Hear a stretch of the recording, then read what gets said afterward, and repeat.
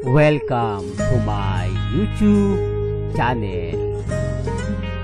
Kung bago ka lang sa channel na to at true-blooded Aldab Nation ka, tama po ang channel na pinuntahan mo. Kaya considering na po kitang bagong subscriber. At huwag mong kalimutan pindutin yung bell para lagi po kang updated sa bagong video na ilalabas ko. Salamat po sa iyong pag-click sa channel na to. Welcome back mga kaaldab. Ito na naman po ang inyong lingkod, si Mr. Destiny. At syempre napakaganda na naman po ng ating topic ngayon. Ito yung mga nangyayari at nagaganap po sa likod at labas ng social media. Kila Mengay at kina Alden Richards. Mapapansin nyo mga kaaldab na talaga naman pong sobrang busy ni Alden. At ganun din naman po si Maine. Oops, issue na naman yan, Mr. Destiny. Saan busy nga po ba si Maine? Bali-balita na nga po na patapos na ang bahay na pinagagawa ni Alden Richards. Marami nagko-komento mga kaaldab na bakit hindi nga daw ito ina-update o pinopost ni Alden Richards. Alam nyo kasi, simula po mga kaaldab ng magkaroon po ng issue about dun sa inilabas nga po na article o interior designer ni Alden Richards, marami nang na-conscious. Marami nang gustong makita at malaman kung saan nga po bang eksaktong lokasyon ang bahay ni Alden Richards. Di po ba? Siyempre private nga po yun mga kaaldab. Mahirap nga po talaga. Lalo na nga po kapag alam natin na may bumibisita na talaga naman pong mapapaisip ka. At sa mga nagsasabing may issue na kina Alden at kay Nadine, normal lang po yan.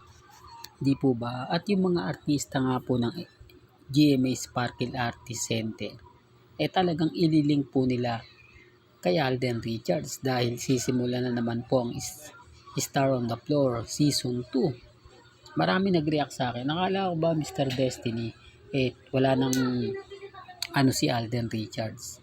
Bakit parang nakakontrata pa siya? I-remind ko lang po sa inyo, freelancer na lang po siya. Wala po siyang kontrata na sa GMA. Nakikita nyo na nga po, open na siya sa ibang network. Open na siya sa Viva Films na gumawa. Dati-rate, di po ba, na kapag gumawa ka ng ganyan, kapag may kontrata ka sa GMA, ididimanda ka. Hindi, real talk to mga kaaldab. Hindi po ba napakarami ng mga artista nangyari niyan na tinanggal? Gaya nga po nila Arjun Abrenica, Richard Gutierrez, di po ba, at yung asawa niya. Marami mga artista ang ganyan nangyari na kumuha ng kontrata sa kabila na ikinainis ng GMA Network dahil nakakontrata pa po sila. Hindi, baka sabihin nyo, hindi, may naman may kumbaga basbas naman sa GMA ang pelikula nila ang gagampanan nila Alden at ni Nadine. Remind ko lang po sa inyo mga kaaldab, may mga bagay-bagay po na nakikisaw-saw lang po ang GMA Network. Kasi kita nyo kung yung pelikula po nila Alden Richards at nasa dulo ng dila natin mga kaaldab, yung katatapos lang na pelikula Out of Order mga kaaldab, hindi po ba Viva Films yun? Pasensya na po Bakit hindi doon napasama ang GMA? Bakit hindi nila in-endorse yun? Doon pa lang mapapaisip na po kayo Hindi po ba? Pero syempre hindi po ako namimilit. Di po ba? At sa mga nagsasabing laos na si Mengay, okay lang po yan, wag nyo nang patulan. Kasi pinipilit daw po natin pasikatin. Itong channel ni Mr. Destiny, pinapasikat at pinapaingay si Mengay kasi maingay si Alden Richards. Yan naman ang gusto niya Pag maingay si Alden, gusto nila maingay din si Maine. Okay lang naman po mga kaaldab. Hayaan nyo na lang kasi nakikita naman po natin, kung mapapansin nyo po mga kaaldab, si Mengay ngayon ang pinaka-paborito po ng bench. Di po ba? aminin man po nila o hindi, si Mengay ang nakikita sa billboard, nakikita sa social media, sa TikTok, sa Facebook, sa Instagram, sa Twitter, o hindi po ba? Tapos sasabihin nila laos. Alam nyo kung laos na po yan, hindi na po yan kumbaga kukunin pa. Although mahina ang ratings ngayon ng Eat Bulaga, bagsak ang ratings ng Eat Bulaga, walang magawa si Henyo Master Joey De Leon, mga writer ng Eat Bulaga.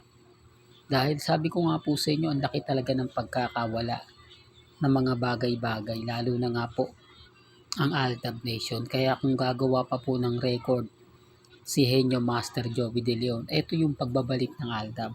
Oops, issue na naman yan, Mr. Destin. Hindi, totoo po mga kaaldab. Yan lang po yung masasabi natin. At dito nyo po malalaman kung marami pa talagang Aldab. Dito nyo malalaman kung totoo nga po ba yung sinasabi ni Mr. Destiny o hindi. Di po ba? Kasi itong hiwalayan o katapusan ng Sarsuela na idadaan na lang sa hiwalayan nila Congressman at ni Mengay. Antayin nyo, malapit nang i-announce yan. Hindi man ngayon, hindi man bukas. Di po ba? Bali-balita na po yan sa District 1. Marami kasi nagsasabi na hindi daw sinusuportahan ni Maine lahat ng mga lakad ni Congressman Arjo. Umpisa pa lang po, hindi na sumusuporta si Mengay. Although nagpapakita siya, pero hindi siya yung ganun ka dikit. Hindi siya katulad ng dati, yung kasagsagan pa ng mga Sarsuela. Malaki na pagbabago ngayon. Sabi ko nga po sa inyo, kung may mga kamag-anak po kayo na taga District 1, nasa taga Bulacan, doon itanong nyo po. Sigurado naman po sasabihin sa inyo. Sigurado naman po malalaman nyo. Lalo na po yung mga taong kumakain sa bagong McDonald's ni Maine Paul Carson. Di po ba? Speaking of McDonald's, so kita nyo yung McDo ni Alden at yung McDo ni Mengay. Maingay na maingay. Sinasabi na ko, nakikisaw-saw lang daw po si Mengay yung McDo ni Mengay para puntahan. Hindi po namin saklaw yung kalooban ng iba.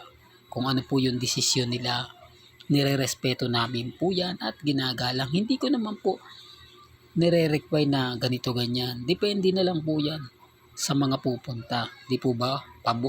Alden fanatics man o Maine fanatics man. Di po ba? Dahil nga po na sinasabi natin mga kaaldab, relax lang po kayo. Maging matatag. Maging kampante. Hanggang dito na lang po ang ating latest updates. Kaya kung gusto nyo pa po ng pinaka-latest at sariwang update, abay lagi lang po kayong tututok dito po sa channel ni Mr. Destiny para updated kayo sa mga bago at sa mga latest na i-upload po natin maya-maya lang. Kaya kung bago ka lang sa channel na to at isa kang true-blooded Aldab Nation na nagmamahal kila Mengay at Isoy, tama po ang channel na pinuntahan mo, kaya consider na po kita bagong subscriber. At huwag mong kalimutang i-share ang mga video po natin sa mga mamis, sa mga titas, at sa mga senior. Hanggang sa muli, salamat po sa panonood at pakikinig.